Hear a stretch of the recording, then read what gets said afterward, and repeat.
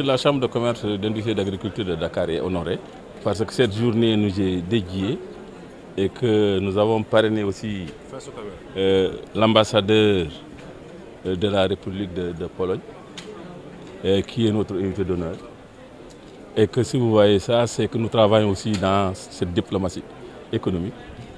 Ça, depuis un certain temps, on travaille avec les chancelleries pour essayer quand même de créer des conditions de travail entre les opérateurs économiques d'ici et d'ailleurs.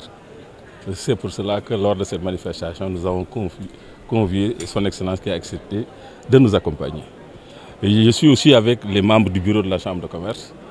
Mes vice-présidents sont là, tous les acteurs qui évoluent au niveau de la Chambre de commerce de Dakar sont vraiment représentés à cette journée dédiée à la Chambre de commerce. Monsieur Fall, en tant que directeur de la foire, nous on peut quand même le féliciter et l'encourager. Parce que chaque fois que nous venons ici, on trouve quelque chose de nouveau. Cette fois-ci aussi, il a innové en créant des journées dans la foire pour occuper les professionnels. Ça se fait un peu partout. Donc c'est pour cela qu'il sait que ces gens-là n'ont pas beaucoup de temps. Donc dans la foire, il a créé 3 jours pour que les professionnels puissent se parler et enfin de développer les affaires dans le cadre des B2B. Donc ça aussi, je peux dire que c'est une amélioration et qu'on ne peut que le féliciter. Pour le reste, vous avez vu ce qu'ont fait les producteurs dans le cadre de la présentation des produits.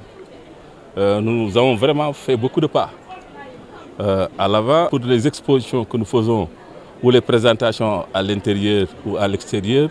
Toujours les producteurs sénégalais avaient des problèmes pour pêcher à la présentation.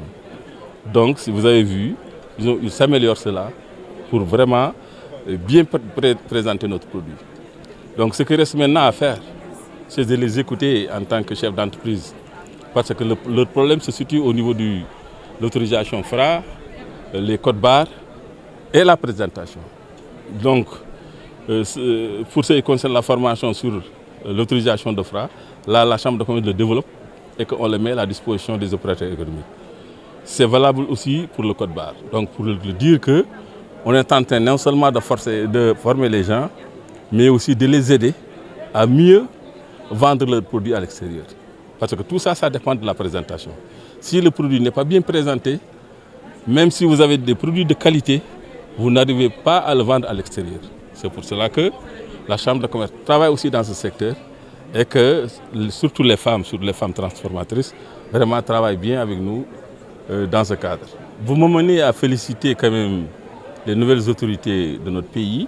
Dans leur programme, non seulement ils sont en train de créer des coopératives pour fédérer les gens, parce que si vous voyez dans les pays développés, les gens ont arrivé là, parce qu'ils ont arrivé à les organiser, à les fédérer. C'est pour cela que maintenant, si les gens sont organisés en coopérative, ils peuvent regrouper au niveau de la production, au niveau même du travail, au niveau des champs.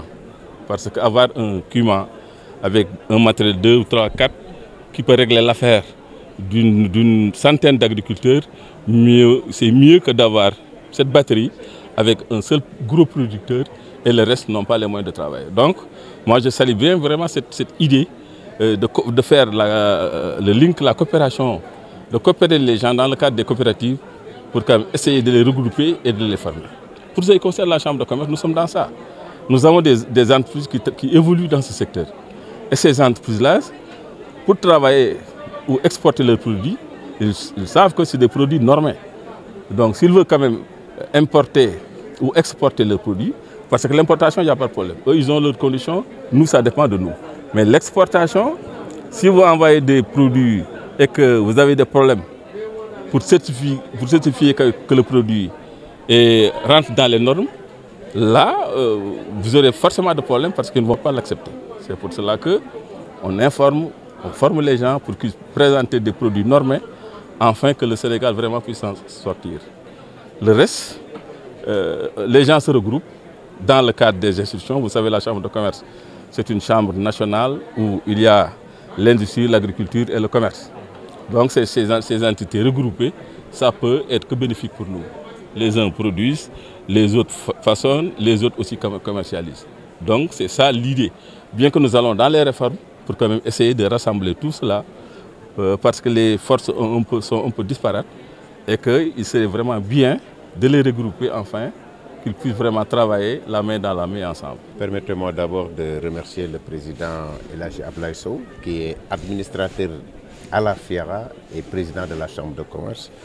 Remercier encore son Excellence. Remercier tous les exposants qui ont pris part à la 24e édition de la FIARA. Et comme vous le savez, en marge de cette 24e édition de la FIARA, cette année, on a initié le SIARA. L'innovation du SIARA, c'est permettre aux opérateurs économiques, aux hommes d'affaires qui n'ont pas beaucoup de temps, de venir pour une période de 3 jours, 4 jours, venir exposer, échanger, discuter, voire même tisser des relations de partenariat ou conclure des contrats. C'est dans cette optique que le comité d'organisation a initié ce salon. Aujourd'hui, comme ça me rappelle la FIARA en 1999, on est parti de 25 stands à la FIARA. Aujourd'hui, on est à 1024 exposants. Hein. Donc, je pense que, ou bien je peux prendre l'engagement sur moi, que l'année prochaine, Inch'Allah, s'il plaît le bon Dieu, je peux proposer une exposition de 60 à 70 exposants sur SIARA, non compris la FIARA. Donc, cela veut dire qu'aujourd'hui, l'idée est là, la technique est là, les contacts sont là. Maintenant, c'est l'engagement, le dévouement et le courage. Et je pense que tous ces éléments sont réunis afin que le SIARA soit porté en avant.